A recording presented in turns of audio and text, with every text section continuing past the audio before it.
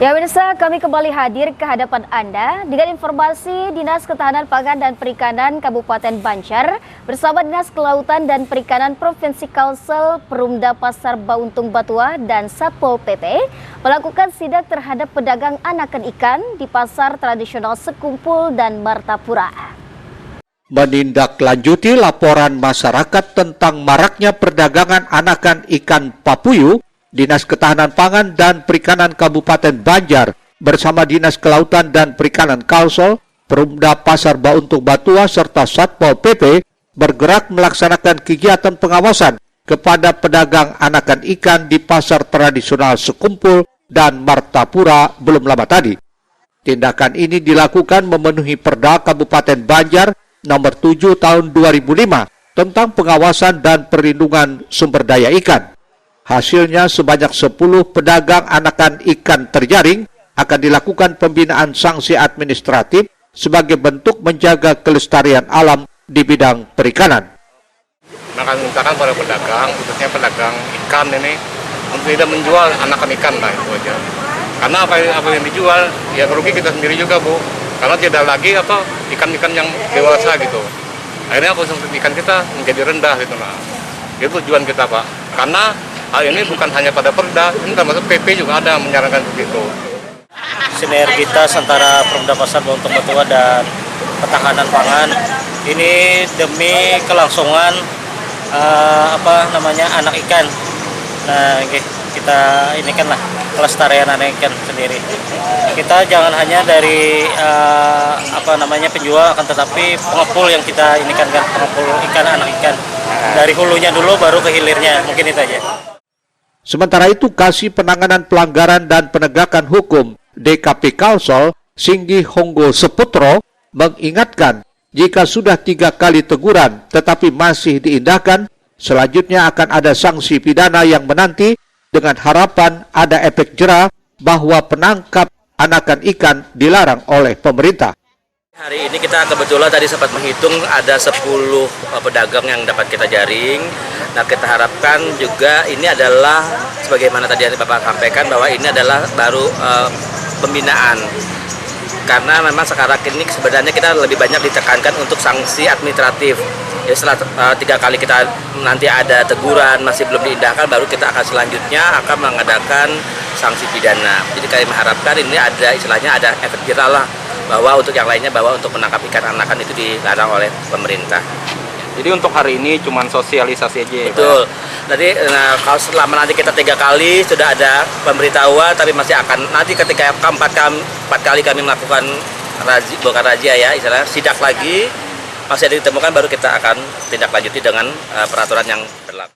Kegiatan pengawasan dan pembinaan serupa akan kembali dilaksanakan di berbagai pasar di Kabupaten Banjar seperti Pasar Gambut, Pasar Kertakhanyar, dan Pasar Astambul. Ahmad Ramadhani, Banjar TV. Beralih ke informasi lainnya, pemirsa, Indeks Pembangunan Manusia Kabupaten Banjar mengalami perbaikan dan meningkat menjadi 74,01 serta menduduki peringkat keempat se-Kalsel. Ini tak lepas dari peran pemerintah daerah, salah satunya melalui pemenuhan sarana prasarana sekolah, akses informasi dan teknologi yang memadai di bidang pendidikan. Indeks Pembangunan Manusia IPM di Kabupaten Banjar mengalami peningkatan menjadi 74,01 serta menduduki peringkat keempat di Kalimantan Selatan. Sebagaimana diketahui sebelumnya, Indeks Pembangunan Manusia Kabupaten Banjar ada di peringkat bawah. Namun seiring dengan berkembangnya sarana dan prasarana di bidang pendidikan, serta pemenuhan akses informasi dan teknologi yang memadai di bawah kepemimpinan Bupati Saidi Mansur, IPM Kabupaten Banjar mulai membaik. Bupati Banjar Saidi Mansur mengungkapkan dalam 3 tahun terakhir pihaknya memberikan arahan kepada Dinas Pendidikan dan sektor-sektor yang bermitra di Dinas Pendidikan untuk meningkatkan IPM Kabupaten Banjar. Indeks Pembangunan Manusia salah satunya pendidikan, karena kita ketahui 3 tahun terakhir pandemi, sebelumnya beberapa indikator yang tercantum dalam Indeks Pembangunan Manusia pemerintah sendiri belum maksimal.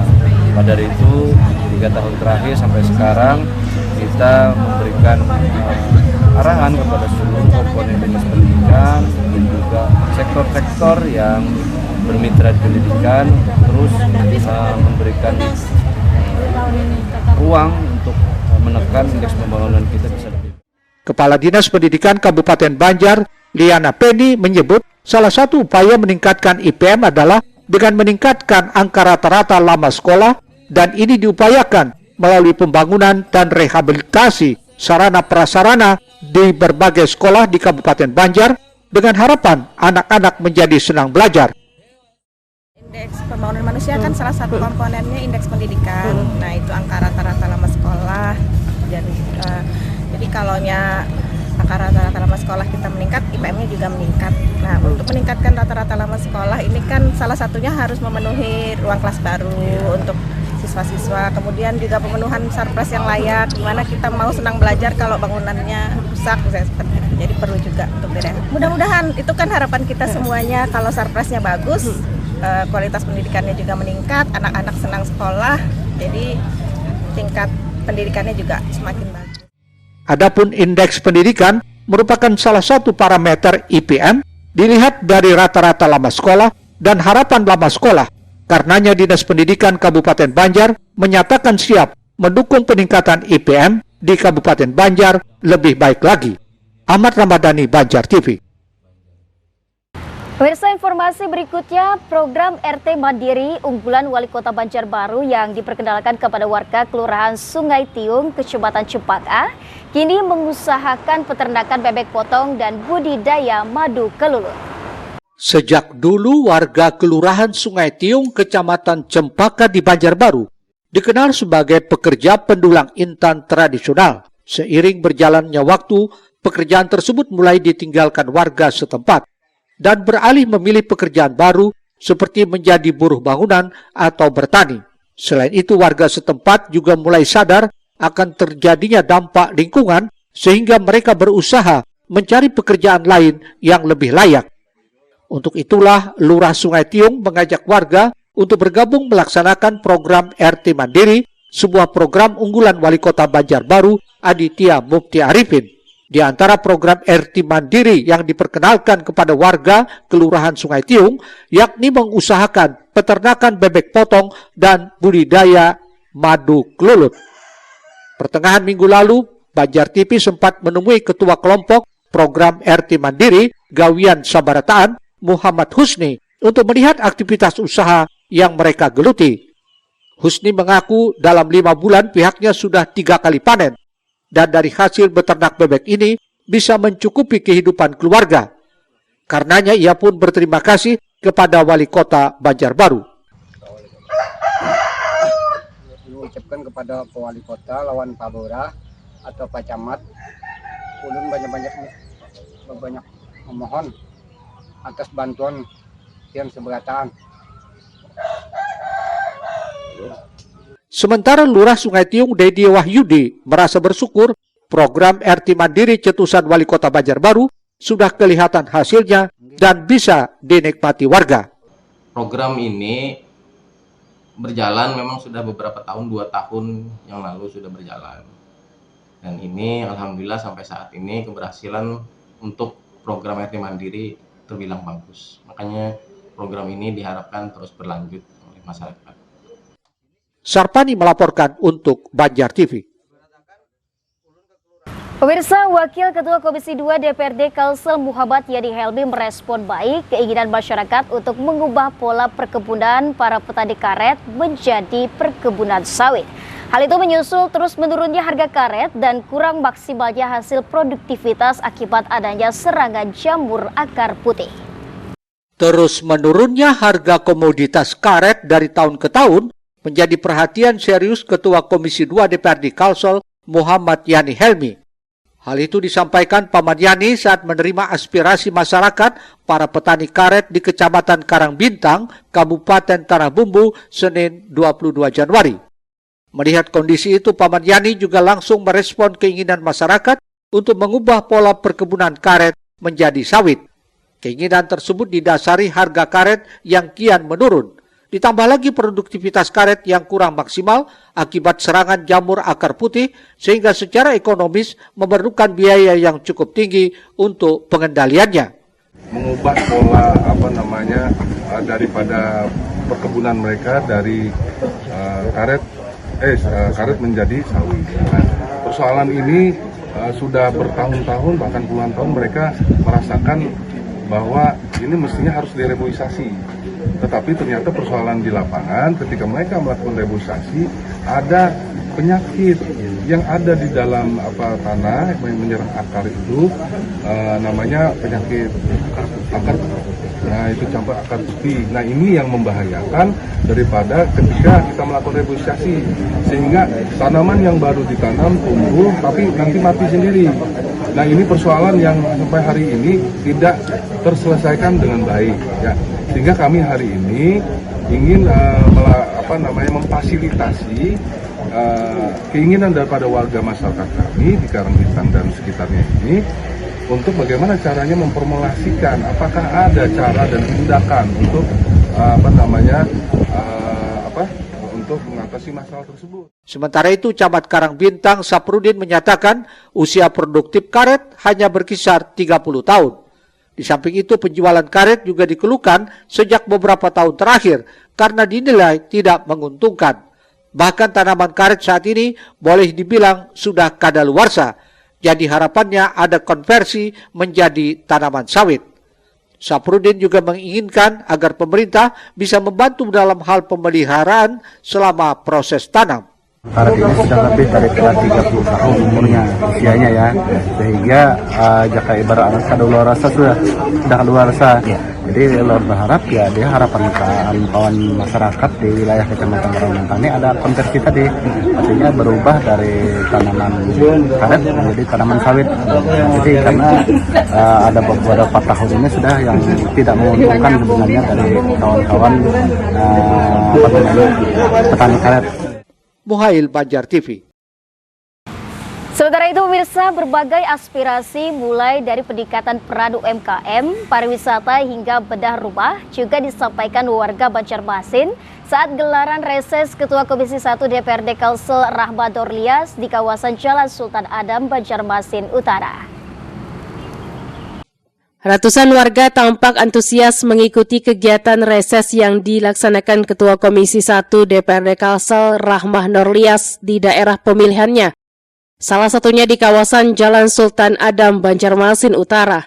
Pada gelaran reses kali ini banyak usulan maupun saran dan masukan yang disampaikan warga yang merupakan para pensiunan ASN di pemerintah kota Banjarmasin ini.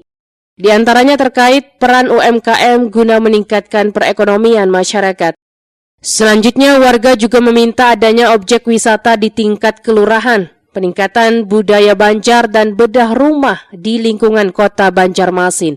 Salah satu warga Banjarmasin, Dodi Helianto, menyampaikan pentingnya pariwisata di tingkat kelurahan, seperti wisata kuliner di bawah jembatan Banua Anyar, atau samping Museum Wasaka kini kondisinya tutup total alias mati. Hal itu menurutnya sangat disayangkan karena dapat menghidupkan ekonomi warga sekitar yang rata-rata berada di bawah ekonomi rendah. Oleh karena itu harapannya dengan kehadiran wakil rakyat yang langsung terjun ke masyarakat ini, sektor wisata yang kini tutup bisa didorong untuk kembali bangkit.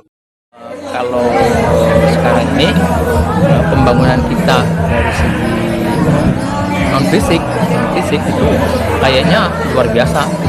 Kita salut sama kawan sendiri, kita salut dan bahwa di mana-mana sudah mental orang Banjar untuk Banjarmasin itu kan dari anak-anak mereka sudah pintar baca Quran dan sebagainya.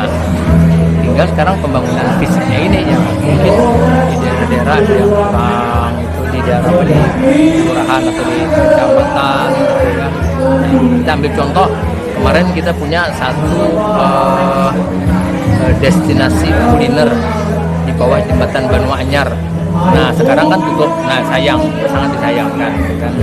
Karena sana bisa menghidupkan satu perekonomian rakyat rakyat, yang punya warga-warga yang ya mungkin kalau kita melihat dari taraf hidupnya termasuk yang agak bawah sedikit lah gitu kan. Jadi harapannya itu dimunculkan kembali, Pak? Kita kembali itu kan, nah itu kayak apa itu anggota bapak wakil kita ini bisa nantinya supaya yang ada yang tutup, yang sudah stop bisa dibangkit kembali. Karena itu kemarin kita melihat banyak sih orang di sana, salah satunya itu di sini.